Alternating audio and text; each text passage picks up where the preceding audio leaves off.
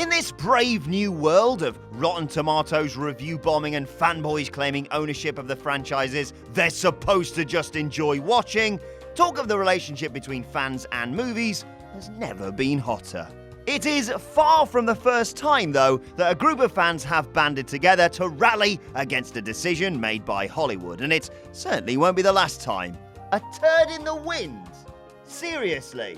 A fan can spend decades following a franchise and still not necessarily know what's best for it, though years of fandom service seems to give some fanboys the impression that their opinion is the only one worth listening to.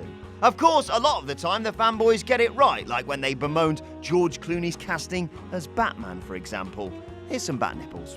But they've also been forced to eat their words over the years too. I'm Adam Wilborn from What Culture, and this is 10 times movies proved fanboys wrong.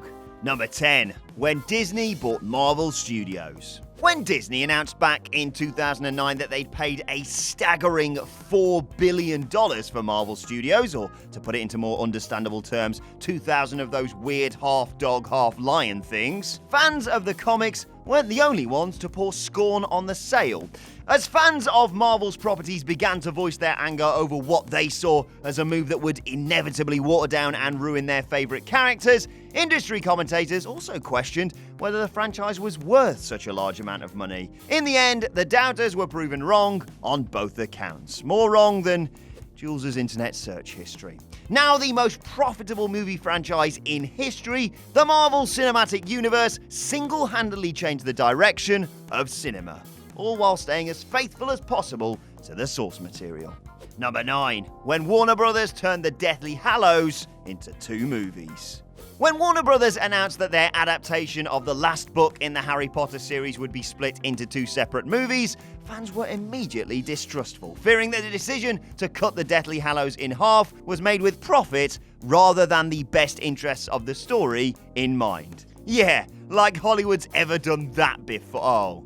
But in the end, the proof was in the pudding, and Deathly Hallows Part 1 proved its own worth and was absolutely magic. Oh, come on! The same fans that doubted the need for the extra movie were the ones to jump to its defense, recognizing Part 1's importance in developing Harry, Ron, and Hermione's relationships as they approached young adulthood in isolation from the wizarding world, a part of the book that simply couldn't be ignored. Number 8. When Marvel cast a black actor as Nick Fury. Whether actors should be cast without regard for the race of the original character has become something of a hot topic in Hollywood, and their recent obsession with remakes and adaptations, oh good, an all-female Ghostbusters, means it's an issue that won't go away anytime soon. Fortunately, studios don't seem to care about people who complain about such things, so yeah, sorry comment section. Marvel is, let's just say, no stranger to race controversies, but their choice to cast Samuel L. Jackson as Nick Fury, a character who most remember from the comics as a white man, was at least one example of their commitment to a multiracial franchise. Many so-called fans of the comics were up in arms at the idea, casually forgetting that the Ultimate Marvel version of Fury was black and actually bloody based on Jackson. Those opposed to Jackson's casting at first, whatever their reasons, would have a hard time peddling that same argument today, given how much he's made the character his own. Well, at least until... Number 7. When Daniel Craig was announced as the new James Bond. Bond fans went into mourning when it was announced that super suave Pierce Brosnan would not be reprising the role. Probably because Die Another Day was an absolute bag of and it was exacerbated when Daniel Craig was confirmed as his replacement. The general opinion among fanboys was 00 no.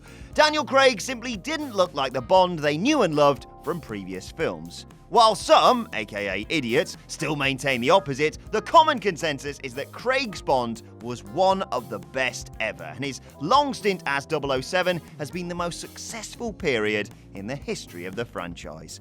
Currently, Skyfall is the highest grossing film in the entire Bond series and was the second highest grossing film of 2012, proof that fanboy fears about Craig's stint as Bond were completely unfounded.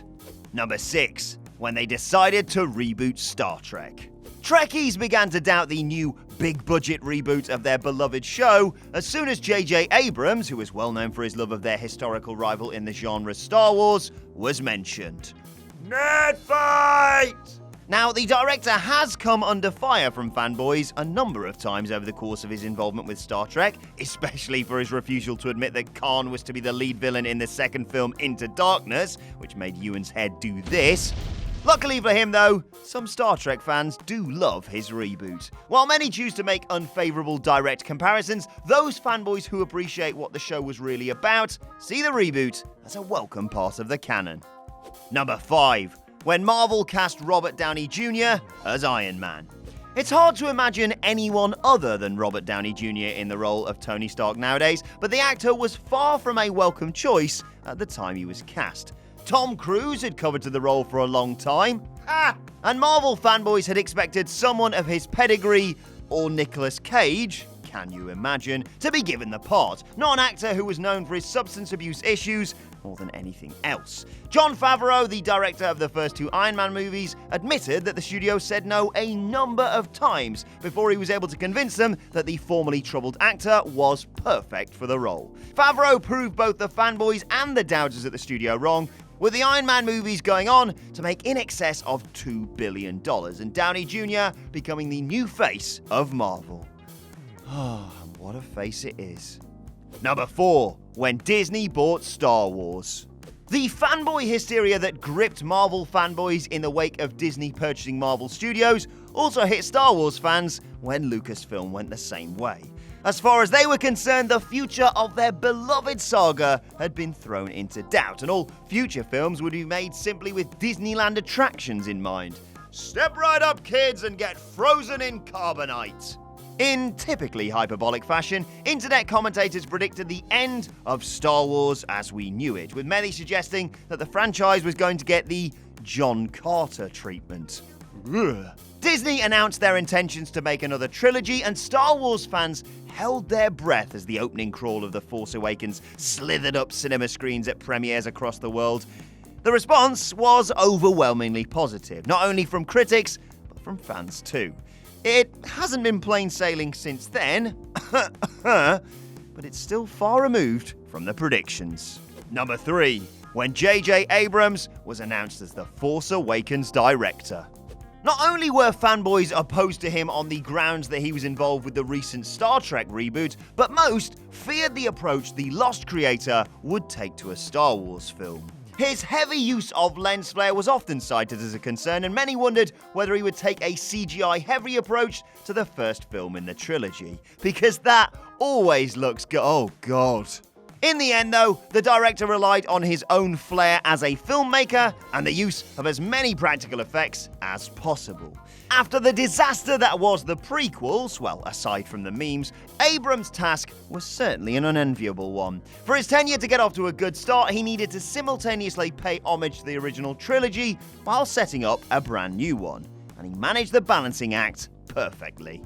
Number 2. When Fox added Quicksilver to the X-Men universe.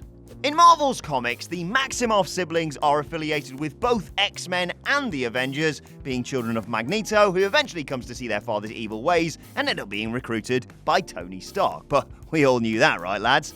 While it's perfectly possible to be fans of both franchises, you will have to pick a side when the Great War comes, and most Marvel fanboys prefer to align themselves with the MCU.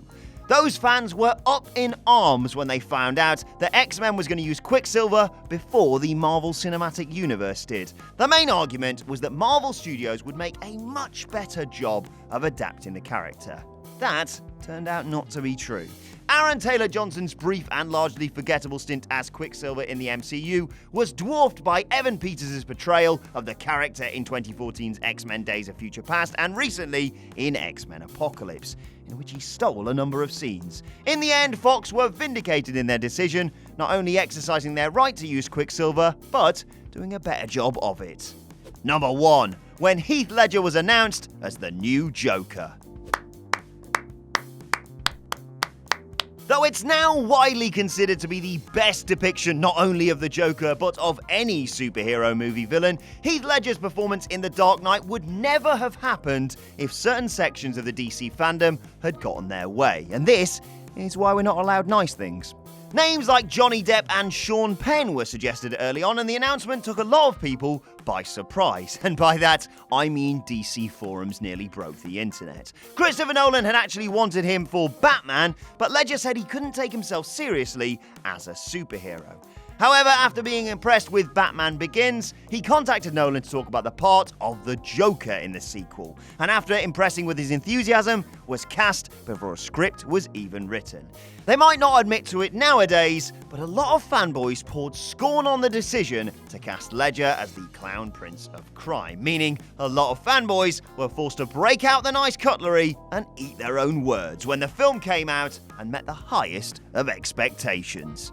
And that's our list. Did we miss any out? Let us know in the comment section below. And don't forget to like, share, and subscribe. And check out our new podcast by searching for What Culture on either iTunes or Spotify. Thanks for watching. I've been Adam from What Culture, and I'll see you soon.